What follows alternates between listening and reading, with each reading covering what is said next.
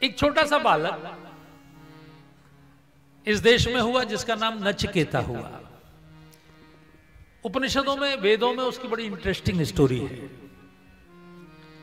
देखिए कितना हिम्मत वाला बच्चा होगा। वो अपने पिताजी के खिलाफ खड़ा हो गया। उसके पिताजी एक बड़े बड़े ऋषि थे, उनका बड़ा सम्मान था। उसके पिताजी ने एक बड़ा यज्ञ किया और यज्ञ करके ब्राह्मणों को गाय दान की। लेकिन वो इतने चालाक थे कि जो उनके आश्रम में बूढ़ी बूढ़ी गाय थी वो ब्राह्मणों को दान कर रहे थे, अच्छी अच्छी रोक ले रहे थे। ये थोड़ी चालाकी कर रहे थे। अब जिनको दान कर रहे थे वो कुछ बोल नहीं रहे थे क्योंकि वो बड़े सम्मानित ऋषि थे, लेकिन बाहर जाकर चर्चा कर रहे थे कि देखो कितनी चालाकी कर रहे हैं कि हमको बूढ़ी बूढ़ी गाय दे रहे हैं और अपने इस पास बढ़िया बढ़िया गाय बचा के रख रहे हैं। उस समय गायों की बड़ी महिमा थी। उनका लड़का इस बात को सुन रहा था और उसने अपने पिताजी के पास जाके विरोध व्यक्त किया, आप गलत कर रहे हैं। अब उस जमाने में कोई बाप को टोक दे, जैसे कोई नहीं टोक सकता था, जैसे राजा भी नहीं टोक सकता था, इतना बड़ा ऋषि, उसको उसका बेटा खड़ा हो गया सामने, आप गलत कर रहे हैं पिताजी, इट इज नॉट फेयर।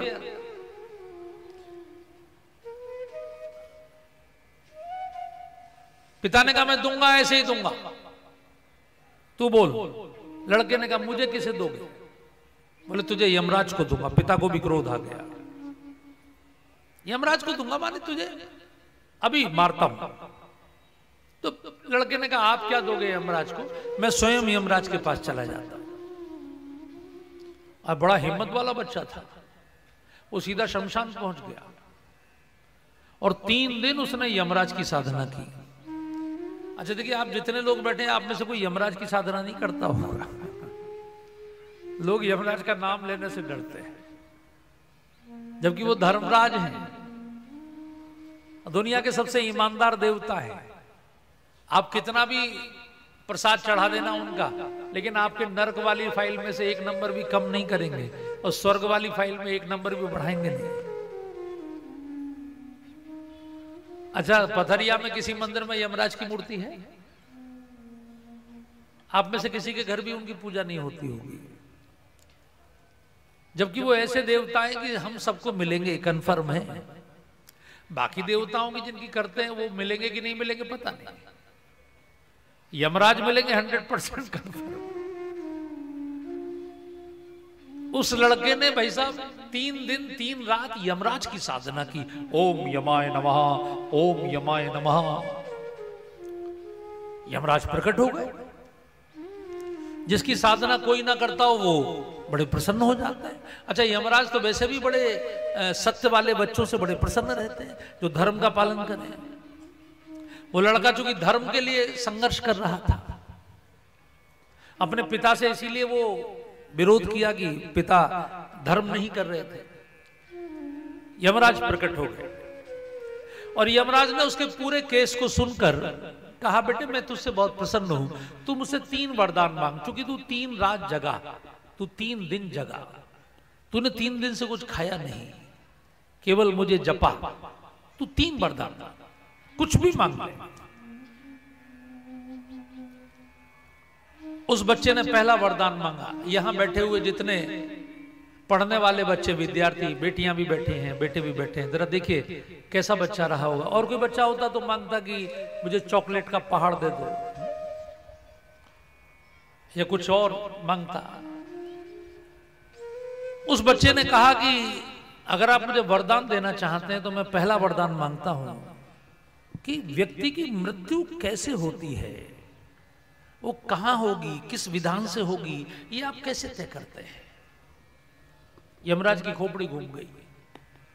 इतना छोटा बालक ऐसी बात पूछ रहा है। यमराज ने कहा दूसरा बोल।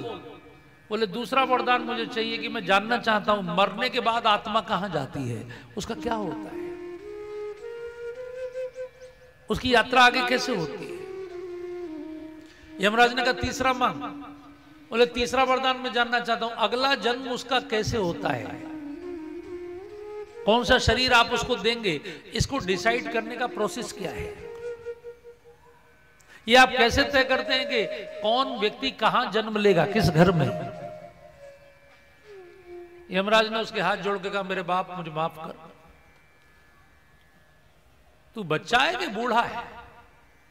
अरे तू कुछ मांग ले भाई, मैं तुझे राजा बना दूं, तू कहे तो इंद्र बना दूं, तू कहे तो देवता बना दूं, ये क्या तू मांग रहा है? ये तो मेरा टॉप सीक्रेट है, अगर ये मैंने बता दिया तो लोग जान जाएंगे। ये बेटा बहुत गुप्त ज्ञान है। बच्चे ने पैर छू के कहा, आप जा सकते हैं, मैं कोई आप पर दबाव नहीं बना रहा, आपकी इच्छा हो तो दे दीजिए, नहीं इच्छा हो तो आप जाइए, मुझे कोई और दूसरा नहीं चाहिए। जब उसकी ऐसी निष्ठा देखी तो यमराज ने फिर उसको ज्ञान दिया। और ये ज्ञान कभी सुनिएगा आप, ये इसको कठोपनिषद कहा गया। छोटा सा एक ग्रंथ है हमारे देश का, उसको कठोपनिषद बोलते हैं। वो यमराज और नचिकेता का संवाद है। यमराज ने उसके सारे प्रश्नों के उत्तर दिए और अंत में उसको कहा कि अगला जन्म जो हम निर्धारित करते हैं बेटा, वो इस बात से निर्धारित करते हैं कि पिछले जन्म में आपकी अंतिम इच्छा क्या थी। क्योंकि अंतिम इच्छा व्यक्ति वही करता है जो उसको सबसे ज्यादा, जिसको चाहता है ना, उसी को अंत में याद करता है। उसके मन में जिसके प्रति रति होती है वहीं उसकी मति होती है, तो वहीं उसकी गति होती है। रति मति गति। इसलिए यमराज ने कहा अंते मति सा गति, जो अभी आपने बोला अंते मति सा गति। इसलिए पार्वती जी का जन्म, सती का अगला जन्म पार्वती के रूप में हुआ। आपका भी वैसे ही होता है। ये हमारी जो माताएं बैठी हैं, कब बच्चे का जन्म होता है तो मिलाती हैं कि इसके नाक कैसी है, इसके कान कैसे हैं, दादाजी जैसी नाक है कि किसकी है। अरे उन जैसी नहीं होती, वही तो आ जाते हैं। वो कहाँ जाएंगे हो? जब उनकी ममता घर में होगी तो फिर लौट के घर में आ जाते हैं।